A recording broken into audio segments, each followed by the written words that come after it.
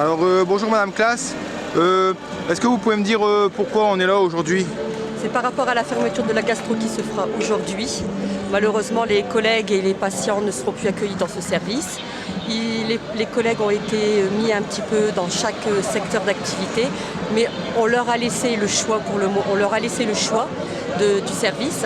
Les patients, malheureusement, on leur a dit d'aller voir ailleurs. On les envoie tels que le CH de Valenciennes, le CH d'Arras, Béthune, la clinique Saint-Amé, mais la clinique Saint-Amé, ils vont devoir sortir leur porte-monnaie, leur carte bleue. Donc je pense que ça va être très compliqué pour les patients. Et la direction de l'hôpital dit que bon, même si le service ferme à proprement parler, une activité gastro-entérologie va être maintenue avec notamment un plateau technique et puis des consultations. Alors tout à fait, le plateau technique reste. Il y aura quand même, les patients en urgence seront pris en charge et le médecin qui sera sur le plateau technique pourra venir justement ausculter le patient. Mais pour vous, ce n'est pas satisfaisant, sachant que le service de gastro était ouvert à 90% de son activité. Donc en effet, ça va être un réel problème pour les patients. D'accord. Donc là, le but de la mobilisation, c'est la réouverture de la gastro. On veut la réouverture de la gastro. Alors on sait que c'est compliqué, que le recrutement des médecins, le recrutement de personnel aussi, c'est compliqué maintenant, que ce soit d'infirmières ou d'aides-soignantes. Mais aujourd'hui, on veut la réouverture de la gastro. On a quand même des collègues ça faisait plus de 22 ans qu'ils étaient dans le service.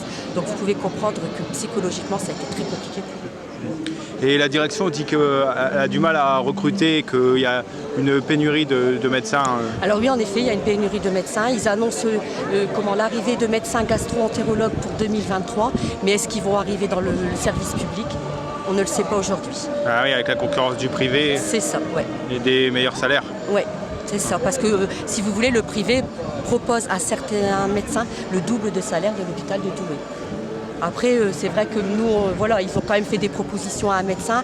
Ils ont été très hauts dans la proposition. Il a tout de même refusé pour sa vie personnelle. Ça veut dire que c'est dramatique. On n'a plus rien ici dans ce territoire. On se fout de nous.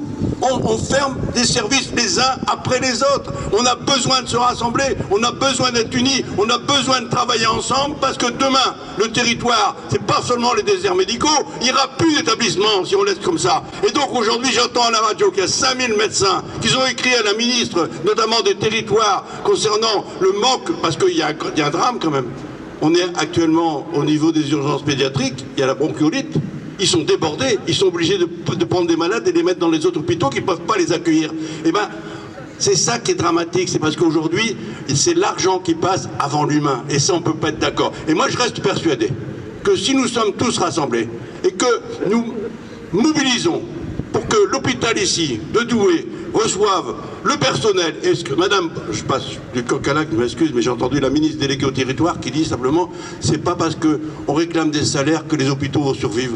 Qu'est-ce que ça veut dire ça? Mais c'est pas parce qu'ils sont là aujourd'hui au ministre de la Santé, au ministre délégué au territoire, que l'hôpital va survivre.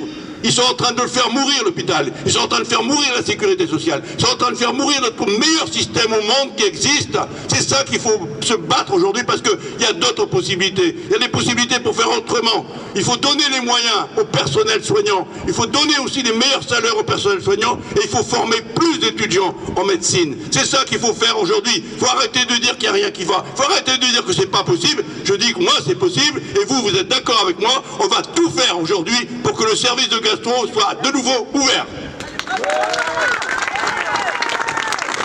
Merci Alain.